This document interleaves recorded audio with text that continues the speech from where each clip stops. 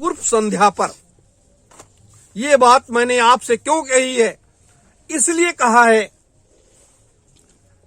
कि विजय पताका तो अपने लोगों ने ये लगा दिया, जिसे हम धर्म की ध्वजा कहते हैं। धर्म ध्वजा क्यों कहते हैं?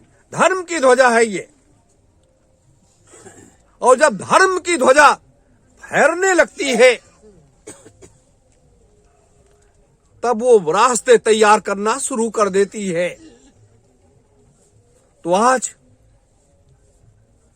जिस रास्ते पर हम आप सब चल रहे हैं, उस रास्ते पर चलते हुए नेताजी सुभाष चंद्र बोस के महान संकल्पों को पूरा करने के लिए, महान लक्ष्य को पूरा करने के लिए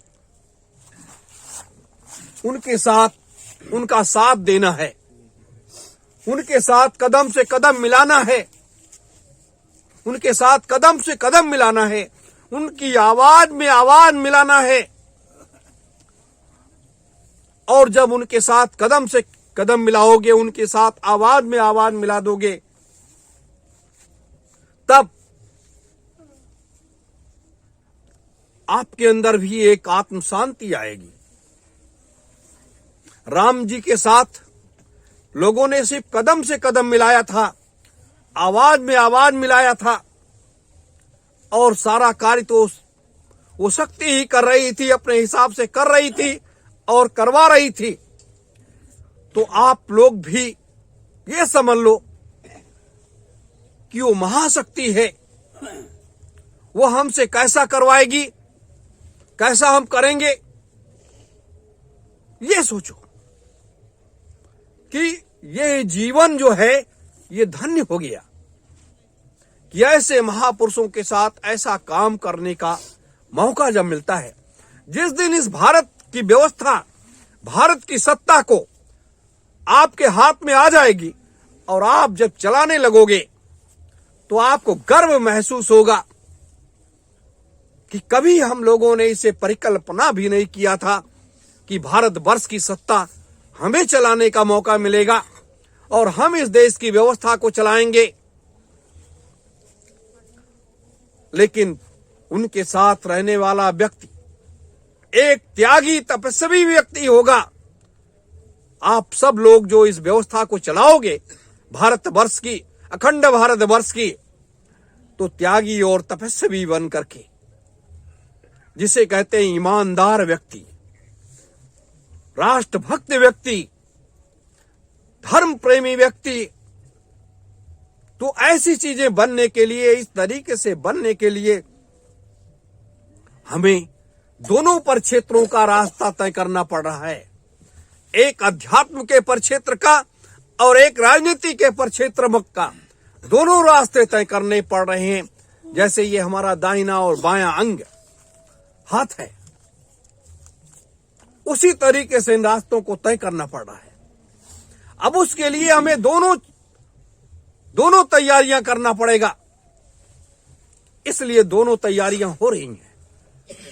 एक तरफ सतयुग लाने की तैयारी हो रही है और एक तरफ अखंड भारतवर्ष में, भारतवर्ष की व्यवस्था की नई शासन व्यवस्था स्थापित करने की तैयारी हो रही है। यही कहते हैं जागृति धर्मे और धर्मे जागृति। अगर धर्म के प्रति जागृत हो और जागृत होकर के धर्म की रक्षा की तरफ बढ़ चलो, यही में पूरा जीवन समाहित हो जाता है और इसी में उस परमात्मा का भी मिलन हो जाता है। राम जी के साथ जितने भी यूथ थे, जितने भी बंदर भालू थे, वो तो जातियां थीं। सब लोग ये नहीं जानते थे कि ये परमात्मा है। उसमें 20-15 आदमी जानते थे कि ये व्यक्ति भगवान है, और तो सब ये जानते थे कि अयोध्या के राजा हैं ये, और हम इनके साथ लड़ने के लिए आए हैं। तो ये चीज हमें आपको, अपने गुरु को, अपने भगवान पर अटूट विश्वास करना चाहिए, उस परमात्मा पर, कि हम लोग हम लोगों से जो काम वो लेने के लिए आगे बढ़ रहे हैं वो एक अद्वितीय कार्य है। जैसे भारत के राजनेताओं पर विश्वास करके अपने देश के लोग उनको वोट दे आते हैं, विश्वास करके ही तो उनको वोट देने जाते हैं, लेकिन उससे कई लाख गुना विश्वास हमें आपको अपने गुरु के ऊपर करना चाहिए। अपने गुरु के ऊपर इसलिए करना चाहिए कि गुरु परम सत्ता है, जिस सत्ता पर कोई नहीं बैठ पाता, परमात्मा भी नहीं बैठ पाता है। गुरु की सत्ता पर परमात्मा भी नहीं बैठ पाता, कोई भी देवी देवता नहीं बैठ पाते हैं। वो हमेशा अकेला ही रहता है। वहां राजपाट धन दौलत सब फेल हो जाता है। जो महात्मा होता है वो सबसे बड़ा राजा होता है, वो सभी का राजा होता है। लेकिन आज इस मृतलोक की व्यवस्था को इस समानता के स्तर पर सही सुदृढ़ मजबूत करने के लिए लोग संघर्ष करते हैं। जैसे जब मुगलों ने देश पर कब्जा किया तो लोग मुगलों को हटाने के लिए बहुत बड़ा संघर्ष किया, लेकिन नहीं हटा पाए। फिर उसके बाद अंग्रेज आ गए, अंग्रेजों को हटाने के लिए लोगों ने संघर्ष किया। लोगों ने समझा कि भारतवर्ष मेरी मां है और हमारी मां गुलाम है और हमें अपनी माता को इस गुलामी की बेड़ियों से मुक्त कराना है। ये सोच करके लोग सीने पर गोलियां खा लिए, फांसी के फंदों को चूम लिया, जेल की यातनाओं को सह लिया, लेकिन भारत माता की जय बोलते रहे। क्यों? लोगों को जान प्यारी होती है, लेकिन भारत में ऐसे भी वीर जन्म लिए कि जान प्यारी नहीं, वो मेरी मां प्यारी है। मां को उन्होंने प्राथमिकता दिया, अपनी मां को प्राथमिकता दिया। तो आज हमें यही करना है। हमें अपनी मां तो प्यारी है, लेकिन हमारा गुरु प्यारा है, हमारा वो महान राष्ट्रभक्त प्यारा है, जिसे हम संत सम्राट मानते हैं, जिसे हम नेताजी मानते हैं। तो अब ये जब प्यारा है तो हमें इनके कार्य को पूरा करने के लिए, इनको लाने का मतलब ये नहीं कि वो तो आए हुए, सिर्फ हमें बुला करके उनको इस घर में बैठा, अपने घर में बैठा लेना है कि आइए, आपका स्वागत है, ये आपका घर है, हम सब आपके परिवार हैं और इस व्यवस्था को आप बताइए कैसे चलाना है। इस घर को हम कैसे चलाएं जिससे कहीं किसी प्रकार की कोई परेशानी, कोई तकलीफ ना आने पाए। ये भावना, ये सोच जब आपके अंदर आएगी, तब आप हर बड़े से बड़ा काम कर सकते हो।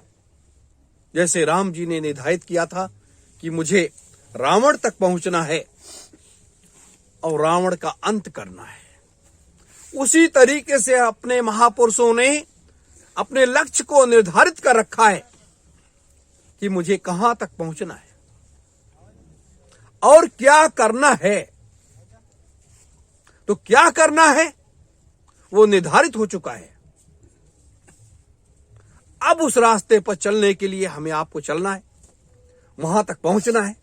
जैसे अपने घरों से चल करके आप सतयुग तीर्थ तक आए कि मुझे सतयुग तीर्थ में जाना है और वहां पर नेताजी का कल जन्मदिन है और वो धूमधाम के साथ मनाना है। उसी तरह से ये भी होता है, लक्ष्य निर्धारित होता है। सत्ता परिवर्तन का लक्ष्य जैसे निर्धारित है, युग परिवर्तन का लक्ष्य निर्धारित है, चौथे महायज्ञ का लक्ष्य निर्धारित है। तो ये जब ये लक्ष्य निर्धारित हो गया तो हमें वहां तक पहुंचना है। सत्ता परिवर्तन भी करना है। अब उसके लिए मार्ग में कितनी बाधाएं आएंगी, कितनी परेशानियां आएंगी, कितनी मुसीबतें आएंगी, कितने पापड़ बेलने पड़ेंगे और कैसे कैसे रास्ते तैयार करने पड़ेंगे, क्या क्या योजनाएं तैयार करनी पड़ेंगी, वो जो मुखिया होता है वो उसको करता है। चलने वाले लोग उस पर चलते रहते हैं और मंजिल हासिल कर लिया जाता है।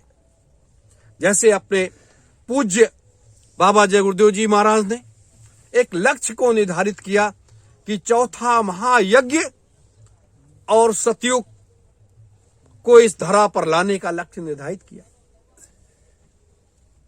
तो अपने लक्ष्य को प्राप्त करने के लिए उनको कितने रास्ते तैयार करने पड़े, क्या क्या करना पड़ा, और आखिरी दौड़ सिद्धाश्रम तक लगा देनी पड़ी।